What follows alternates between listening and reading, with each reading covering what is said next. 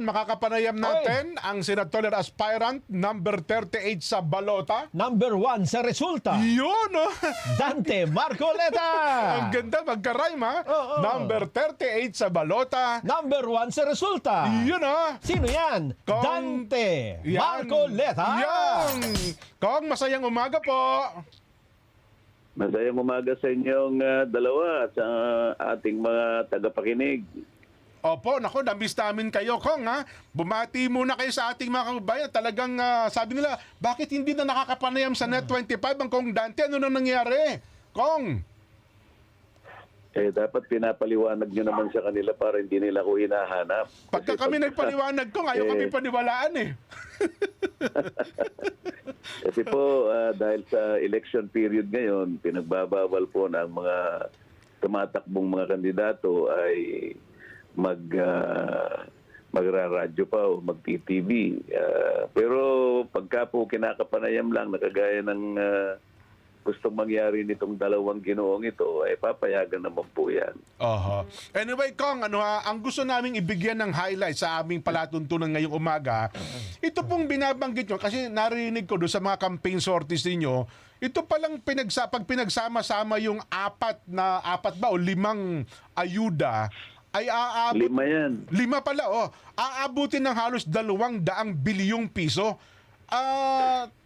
Pero ang pinapaliwanag nyo, bakit ito'y, kumbaga, iaabot? Pwede naman pala na sa pamamagitan ng kanilang electric bill, 2,000 pababa, ay pwede sila makinabang at mas marami pa. Kung ipakipaliwanag nyo nga po itong binabanggit po ninyo. Kinonekta ko lamang yung issue ng kuryente sa tuwing ako'y nagsasalita dahil napakamahal niyan. Opo. Ngayon, para unang-una na natin sigurong mabigyan ng benepisyo yung mga nasa laylayan ng lipunan, yan ay hindi bababa sa 25 to 27 million Filipinos. Naisip ko na lang, natatapatan ko na lang yung binibigay na ayuda o baka sakaling makabawas-bawas pa ng konti yung ginagasta ng gobyerno. Opo. Dahil nga sa, nung makakwenta ko, yung 5 ayudang binibigay ngayon, 194 billion. Hindi ko naman nakikita na ang halagang ito ay natatarget yung bilang na 25 to 27 million Filipinos na yan ang dapat makinabang sa perang pang-ayuda. So, kinuwenta ko na kapag ka pala yung kumukonsumo ng kuryente ng 2,000 pesos pababa, yan ay inilibre natin. Opo. Ang mabe-benefit diretsa ay nasa 27 million Filipinos na mahihirap. Okay. Ngayon, kung ang total niyan 120 billion lang. Opo. Ngayon, kung titingnan mo yung 194 billion at 120 billion, meron ka pang sukli Matitipid na pa. 74 billion. Ibig sabihin, natulungan mo na yung dapat tulungan na hindi bababa sa 27 million na mahirap na Pilipino, nakatipid ka pa kesa doon sa 5 ayuda na iwinawagayway ngayon. Dahil hindi naman lahat nabibigyan. Sa tansya ko nga wala pang 10% yung nabibigyan doon sa ayuda. Pagkatapos, yung mismong ayuda, hindi naman buong-buong na ibibigay. Pangkaraniwan, papipirmahan ka ng 3,000 pesos na hike. Bibigay 1,000, kaya 500. Saan napupunta yung ibang hindi na ibibigay? Sa bulsa lang ng ilan. Ang naalala ko nga may sumbong nga sa atin sa gawin ng Laguna, may picture pa nung tumatakbong gobernador 1,000 ngayon, bago mag-eleksyon, another 1,000 para daw 2,000 ang makarating. Anyway, yun lang naman ang sumbong nila. Anyway, doon sa puntong yun, Kong, 27, so close na, halos natugunan pala talaga yung pangangailangan ng ating mga kababayan na mahihirap na 27 million po ang bilang kung gagawin itong inyong panukala. Iyon nga kasi yung dapat targetin ng ayuda dahil sila yung pinakamahirap Opo. Ngayon, kung natatarget lang wala pang 10%, nawawaldas lang yung pera sapagkat hindi naman talaga napupunta doon sa dapat kapuntahan. Yung ating scheme na sinasabi, kung magsisimula ka sa 10,000 pesos, 2,000 pesos pababa, na target mo ng lahat, wala pang corruption sapagkat diretso sa kanila yon. Ayun, opo. Ano po ito, Kong? Pagkatapos, wala pang makakapagpasikat sapagkat dumiretso na sa kanila eh. Ipadadaan mo sa mga kandidato, di magpapasikat lang yan. Akala mo sa kanila galing yung pera. At sisilawin pa yung mga presentante natin, ang bungakala naman, galing nga sa bulsa nila yon. Hindi nga eh. So diretso, nabigyan yung dapat mabigyan, yung kabuong bilang na tinatarget ng mga ayuda, wala pang corruption sapagkat diretsa sa kanila. Diretsang na pupunta sa kanila yung benepisyo at walang pasikat. Hindi ba tama yun? Tama po. Pero sabihin, isang buong taon po yan, Kong? Makikinabang sila lahat? Monthly kasi 2,000 pesos pababa ang sinasabi ko, di ba? Opo. So isang buong taon? Monthly yan. Ang katumbas niyan sa isang taon, 120 billion pesos. Oho. Mas mababa kaysa 194 billion na kwenta ng 5 ayuda na hindi naman napupunta sa lahat. Pinipili lang nila, mga kaalyado lang nila ang binibigyan. At saka kung yung convenience, kasi nakikita ko sa Bigayan yan, dito lang sa Quezon City, nagba-viral yung post na haba ng pila eh. Tama. Kung minsan pumipila sila, tapos wala naman pala. Oo, Kong. Mabuti sana kung nabigyan sa haba ng pila. Hindi ka na dapat pumila kasi nga, doon sa scheme na sinasabi ko, diretso na sa kanila yun eh. Ayun. Opo. Wala ka ng pipilahan dahil wala ka ng babayaran. Pero paano ho natin gagawin yung? 'Di ba may mga requirements na ipasa po kayo ukol doon sa 5 ayuda eh. Kung sakasakali na tatanggapin itong inyong rekomendasyon, ano po mangyayari doon sa mga tuntunin ipinatutupad doon sa 5 ayuda? Tatanggalin na yung ayuda na yan. At pagkatapos, ilalagay nga sa batas. Opo. Ilalagay nga sa batas nga na ang ating magiging... kasi dito sa batas ng EPIRA kasi, merong inililibre talaga. Opo. Ang inililibre ay yung gumagastos lang ng 200 pesos na kuryente. Katumbas ng 2 araw na pagsisindi mo ng ilaw pagkatapos wala na. Sino naman ang pamilya na magkukuryente siya 2 araw lang? Oo nga po. Ito yung tinatawag nilang yung lifeline rate. Ang pinaka 100% na walang babayaran, 200 pagka kumukonso ka ng worth 200 pesos na kuryente. Sa'yo din, yung 200 pesos kalahating araw lang isinindi mo yung ilaw mo Tama po. Sinasabi ko, imbes na 200, 2,000 pesos ang pinaka-cap.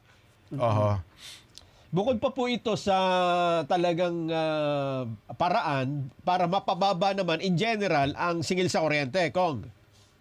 Bukod yun. Kasi doon sa mga ibang paraan naman, kagaya ng palagi nating pinag-uusapan, yung mga nakasulat na sa EPIRA, katulad ng retail competition and open access, at saka yung aggregation, pilitin natin ang ERC na gumawa na ng tuntunin, kaya nga hindi natutupad to, dahil wala nga tuntunin na ginagawa yung ERC. Pagkatapos, sabihin natin, yung system loss na yan, tanggalin na lahat yan. Sapagkat wala namang benepisyo na nakukuha yan. Ninakaw na kuryente nga, pipilitin mong ang magbayad si Jenso Barjaga at saka si Nelson Lubaw.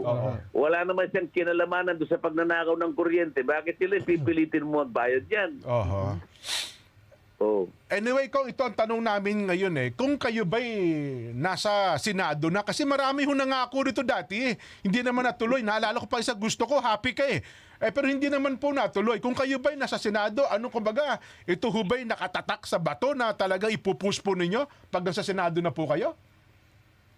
Ilalaban nga natin. At ako naman naniniwala na pag sa Senado na, malaki ang chance ang mailaban natin. Dahil meron tayong dagdag na kapangyarihan siguro doon. Dahil kung ikaw ay nasa mababang kapulungan lang, sa dami ninyo hindi kayo magkanta ugaga at yung sistema dyan, iba eh. Nakita mo naman yung panggugulo nila dyan. Mhm.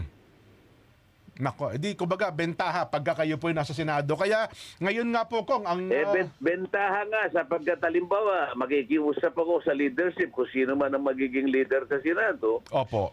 Pwede bang ibigay mo sa akin yung Committee on Energy? Magsisimula ako dyan, kao. Aba yung kapangyarihan na yun, gagamitin mo para ipatupad yung tama. Ayun. Kung gusto mong ipatupad yung tama, wala ka namang kapangyarihan, hirap na hirap ka. Kagaya ng nandito ko sa baba, sa House of Representatives. Opo. Gusto kong gawin. Wala naman akong kapangyarihan na gawin yun dahil miyembro lang ako, tinanggal pa ako. Opo.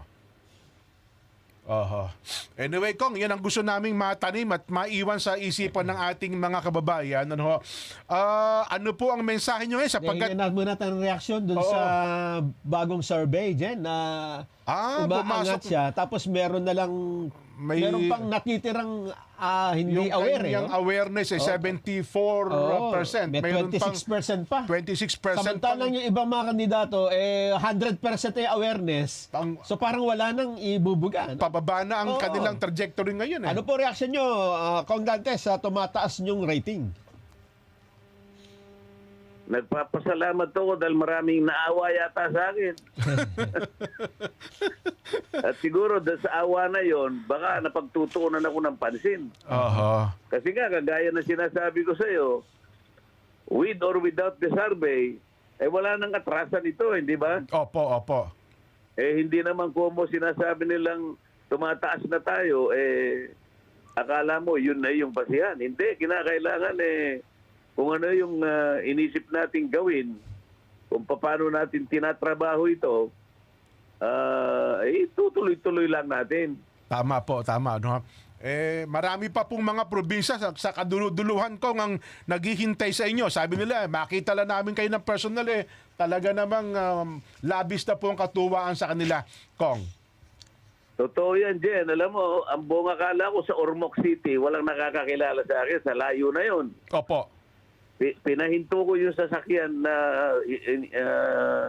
na ginagamit namin. Sabi ko, pwede ba sandali lang? Pwede ba bababa lang ako sa dami ng tao rito malapit sa palengke?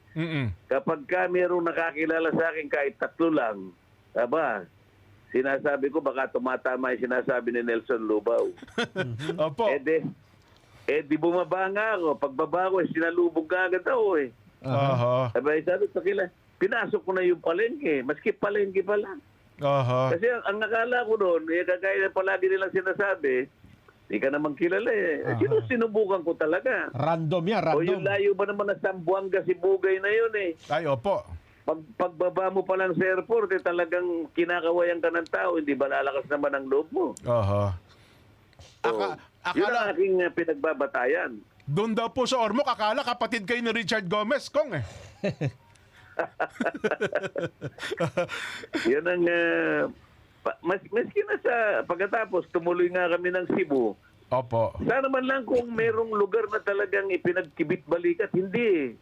Makikita mo, yun ang nagbibigay sa iyo ng inspirasyon.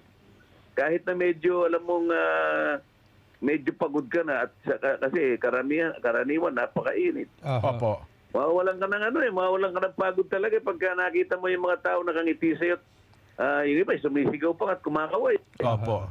Lalong-lalo na naman kapag ka nakakita ka ng isang matanda. Aha. Opo. Bigla kang yayakapin ng matanda. Maniwala ka sa akin, Jen. Aha. Yan ang aking pinagbabatayan, Jen. Opo. Kami ho ni Nelson, ang hinapangarap namin yakapin kami ng bata-bata Anyway, Kong, darating din yan. Opo, Kong, magbigay po kayo ng mensahe kasi alam niyo po, bawat sitio ngayon, maliliit na sitio, kaduluduluhang bahagi ng bansa natin, hindi niyo pa man po naaabot, pero ang balita namin, gumagawa na po sila ng aksyon ngayon na sariling Google nila, sariling gasto, sariling kakayahan ay gumagawa po ng kaparaanan para ipakita po ang kanilang suporta sa inyo, Kong. Baka may mensahe po kayo sa kanila. Sa lahat po ng mga kababayan natin na inaabot ng programang ito, lalong-lalo na po yung nagpapahayag, nagdideklara ng pagsuporta sa ating kandidatura. wala po akong salitang masasabi. Ang pasalamat o salamat ay kulang pa po na salita para ipahayag ko po ang aking walang kamatayang pagbibigay ng ng pagpapahalaga sa ginagawa po ninyo. At alam ko po na ito'y may pagtatagumpay natin. Huwag po kayong mag-alala. Kagaya ng palagi ko pong sinasabi, babalikan ko po kayong lahat para pasalamatan po kayo ng personal. Maraming salamat, Jen, Nelson. Ingat po kayo. Ipagpatuloy ninyo ang inyong ginagawa. Opo. At maasa kami babalikan nyo rin din Nelson, ano? Oo. Bukas lang, babalikan ko na kayo eh. Kong, ingat po kayo.